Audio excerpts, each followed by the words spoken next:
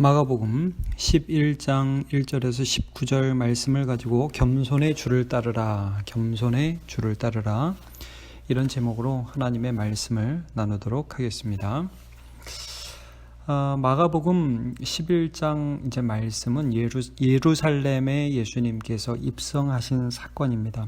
예수님께서는 제자들에게 계속해서 예수님을 따르려면 자기를 부인하고 자기 십자가를 지고 예수님을 따라야 되고, 예수님 스스로가 세상에서 고난을 당하시고 죽었다가 3일 만에 부활할 것을 계속해서 말씀을 하셨습니다. 그럼에도 불구하고 10장 마지막에 나온 얘기가 뭡니까?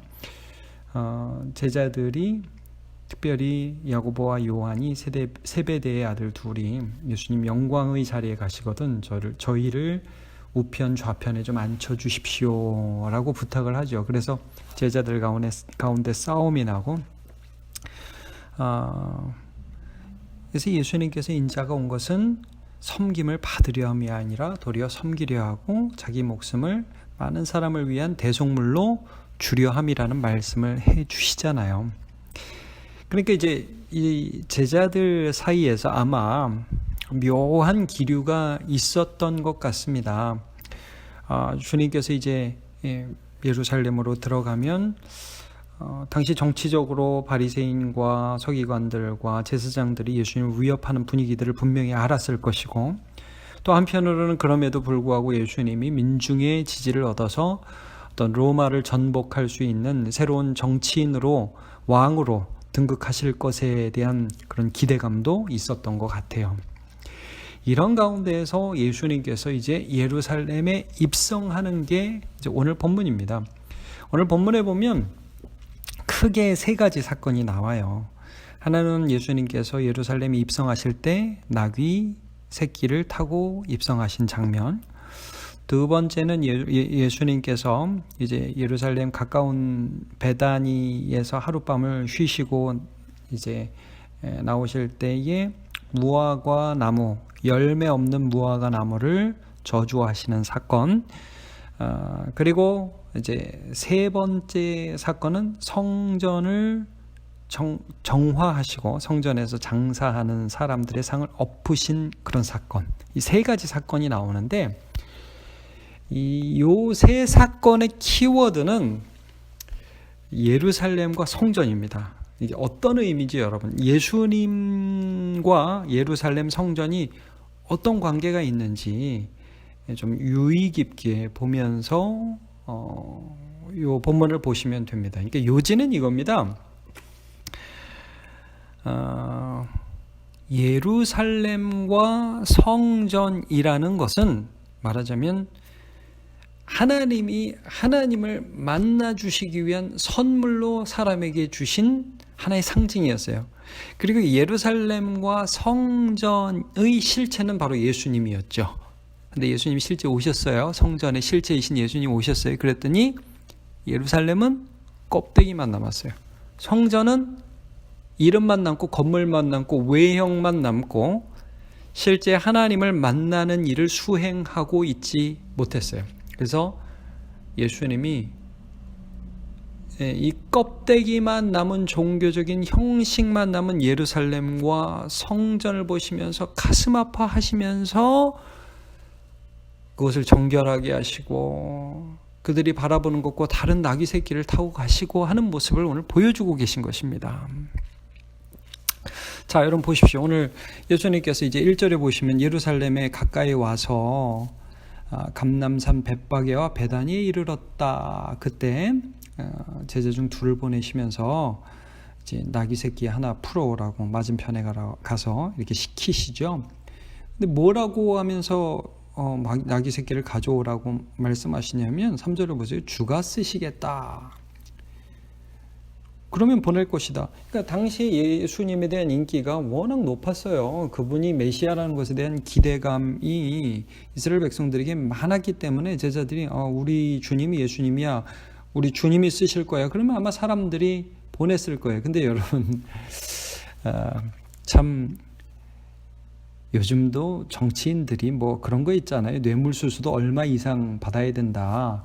그러면 이제 뇌물수수가 된다. 이제 이런 게 있잖아요. 근데 예수님 이게 뭐 가져오려면 좀 큰 걸 가지고 오시든가, 뭐 100마리를 한 10마리 가지고 오시던가 뭐 그래야 되는데, 나귀 새끼 하나 가져오시면서 주가 쓰시겠다. 좀 웃기잖아요, 그림이.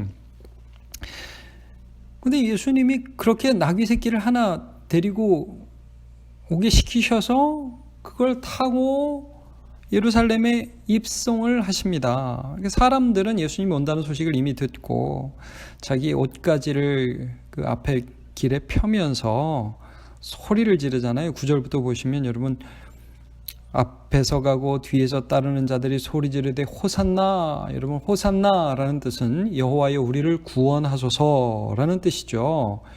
이게 이제 구원자를 기다리는 거예요. 메시아를 기다리는 거예요. 우리를 정치적으로 해방해 줄 어떤 분을 그들은 기다려 왔어요.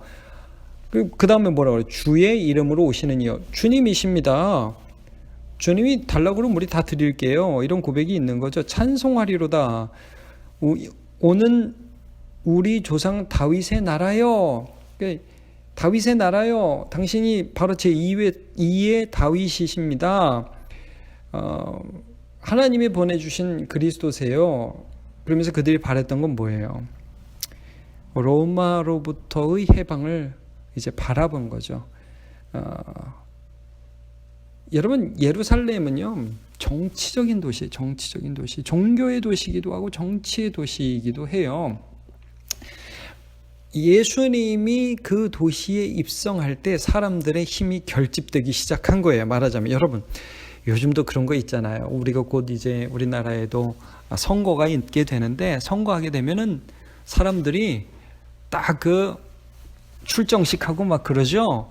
그러면서 뭐 지금은 우리가 뭐 정치적으로 대권이 아니라 국회의원 선거니까 뭐 좀 지역별로 남아있고 지역적으로 뭐 이렇게 좀 소규모로 움직이지만, 여러분 대권 후보들 같은 경우에는 뭐 서울에 한번 딱 간다, 부산에 간다 그러면은 막 확 그 입장할 때부터 해서 좀 새몰이를 하잖아요. 근데 여러분, 예수님이 의도적으로 이때 들어가실 때 사람들이 열광할 걸 알면서 나는 네가 원하는 메시아 아니야, 이런 메시지를 주시는 거예요. 나귀 새끼를 타고 가셔요. 이게 이제 스가랴서 9장 9절에 예언된 말씀인데, 제가 한번 읽어드리겠습니다. 시온에 따라 크게 기뻐할지어다. 예루살렘에 따라 즐거이 부를지어다. 보라, 내 왕이 내게 임하시나니 그는 공의로우시며 구원을 베푸시며 겸손하여서 나귀를 타시나니 나귀의 작은 것 곧 나귀 새끼니라.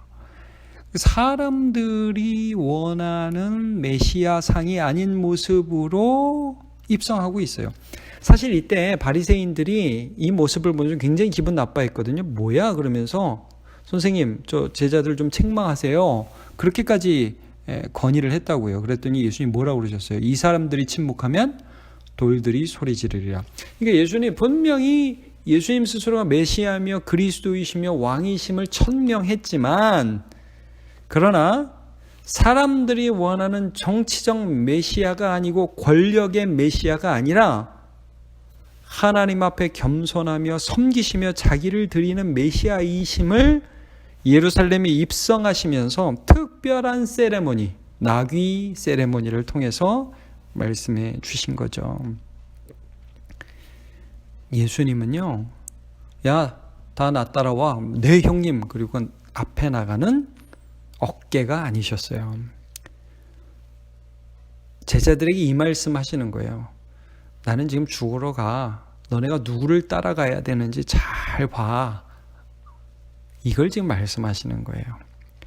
내가 어디를 가고 있는지, 나는 어떤 태도로 지금 가고 있는지 너네 잘 봐, 이겁니다. 여러분, 어제 본문에도 그래서 마지막이 뭡니까? 바디메오를 고치시는 장면이잖아요. 사람들이 바디메오 소경이 소리를 지르니까 다 잠잠히 하라고 그랬어요. 조용히 좀 해. 예수님 가시는데 왜 네가 껴서 분위기 망쳐? 예수님이요, 멈춰 서셨다고 그랬어요. 성경에 보면. 사람들은 멈추지 않아요. 권력을 향해서 나아가죠. 약자를 향해서 멈추지 않아요. 여러분, 거기서 예수님이 멈추셨다는 것은 예수님이 겸손하셨다는 거예요.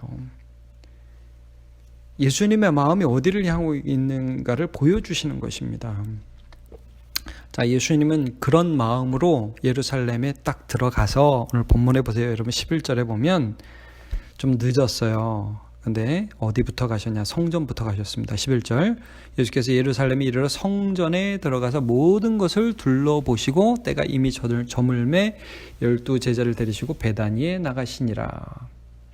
그러니까 여러분, 예수님이 예루살렘 참 구약의 다윗이 이렇게 좀 건축하여서 다윗성이라고도 하고 한 그 예루살렘 그곳에 가셔서 마음이 여러분 어땠을 것 같습니까? 성전에 제일 먼저 가셨어요. 제일 먼저 하나님을 예배하고 하나님을 만날 수 있도록 하나님이 허락하시도록 상징적으로 주신 그 장소에 가셨어요.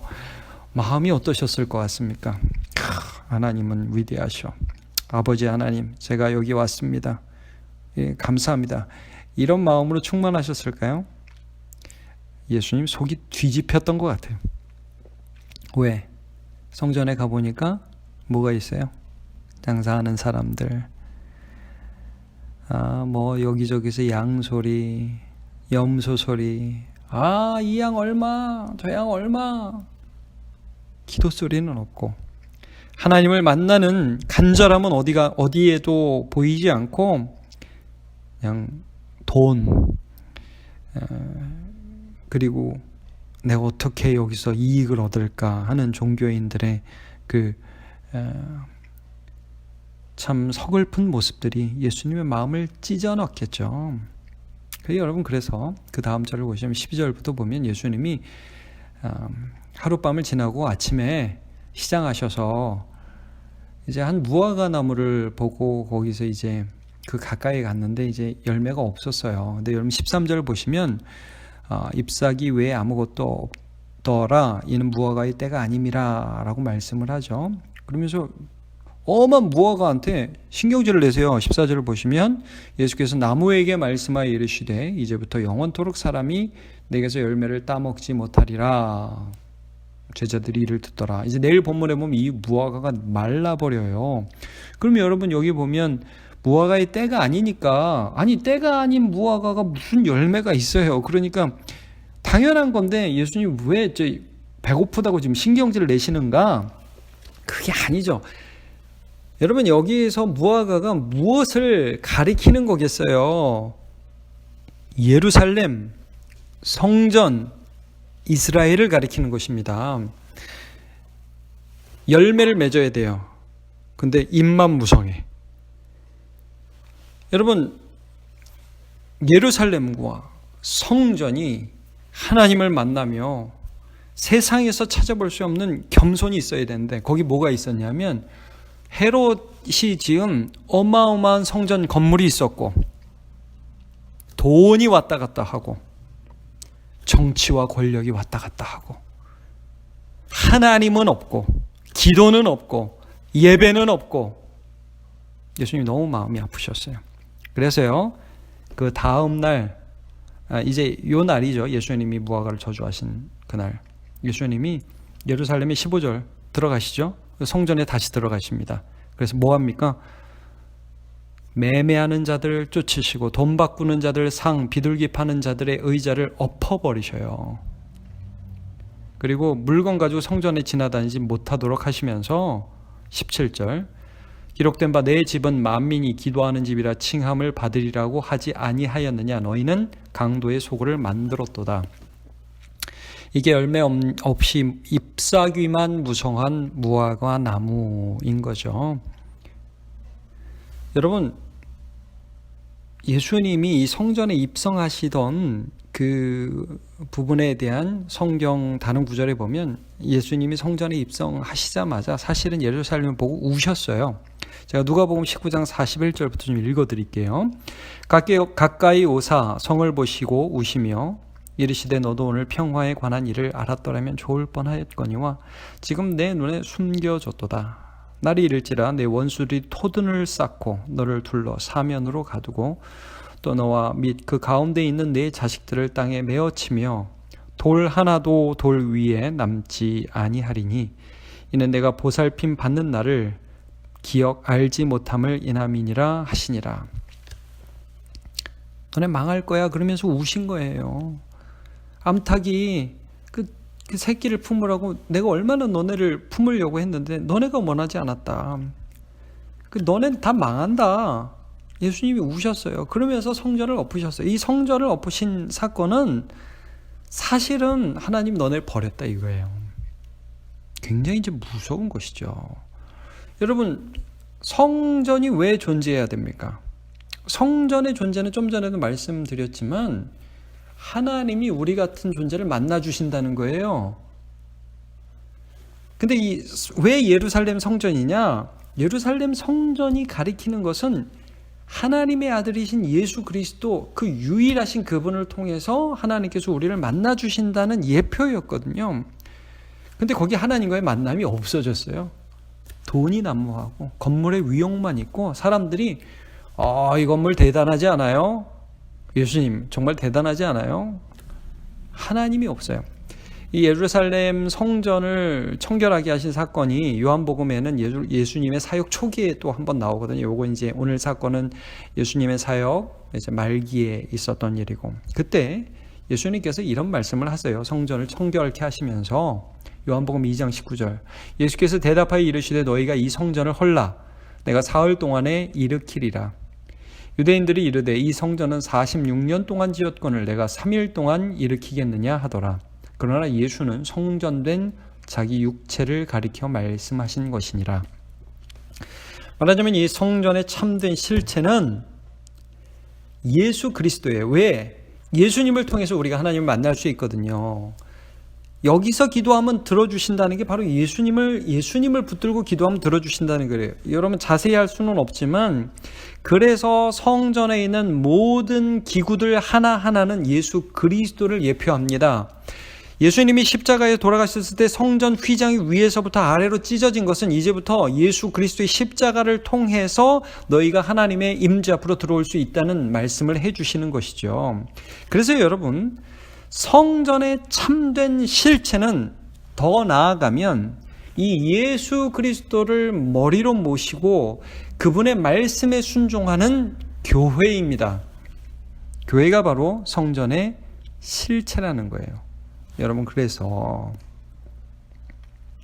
교회가 이때의 성전과 예루살렘과 같이 만일 건물과 돈과 명예에 집착하면 하나님과의 만남이 없이 남은 것은 그런 외형뿐이라면 하나님이 엎어버리신다는 말입니다. 오늘 말씀을 보면서 계시록 말씀이 생각났습니다. 여러분, 계시록에 2장부터 3장에 7교회가 나오는데 그 첫 교회인 에베소 교회를 향하여 이런 말씀을 하십니다. 그러나 너를 책망할 것이 있나니 너희 처음 사랑을 버렸느니라. 계시록 2장 5절 말씀입니다. 그러므로 어디서 떨어졌는지를 생각하고 회개하여 처음 행위를 가지라. 만일 그리하지 아니하고 회개하지 아니하면 내가 내게 가서 내 촛대를 그 자리에서 옮기리라. 촛대를 옮기리라. 교회는 하나님 사랑하는 공동체, 예수 그리스도의 이름 붙들고 예배하는 공동체, 예수 그리스도의 이름 붙들고 세상과 달리 권력과 돈이 아닌 겸손과 섬김으로 예수 따라가는 공동체입니다. 그런데 그 예수 따라가는 공동체에 예수의 말씀이 없고 섬김과 사랑이 없으면 그거 엎어버리신다는 거죠. 무서운 말씀입니다. 그러나 여기서 우리가 반대로 우리가 참된 예루살렘, 참된 이스라엘, 참된 성전으로서 우리가 예수님 붙들고 그의 말씀 따라서 하나님을 만나고 예배하고 또 나귀 타고 세상에 가면, 아무도 세상에 그런 사람 없잖아요. 나귀 타고 가는 사람이 없잖아요. 다들 더 좋은 거, 더 괜찮은 거 추구하죠. 오늘 영상을 하나 본 게 있는데, 어느 교회에서 예배를 못 드리니까 목사님, 전도사님, 또 성도들이 모여가지고 마스크를 만들어가지고요. 교회당에서 예배를 못 드리니까 간의 수공업장이 됐어요. 그래가지고 마스크를 만들어가지고 지역 주민들한테 무료로 나눠주더라고요. 그거 세상에 할 수 있는 일입니까? 사람들이 너무 고마워하더라고요. 여러분, 이제 그런 게 교회입니다. 뭐가 낙이 타고 가는 것인지 우리 좀 고민해야 합니다. 세상 따라가면 하나님이 엎어버리신다고 그랬어요. 그러나 예수 따라가면 하나님이 그 교회를 사용하십니다.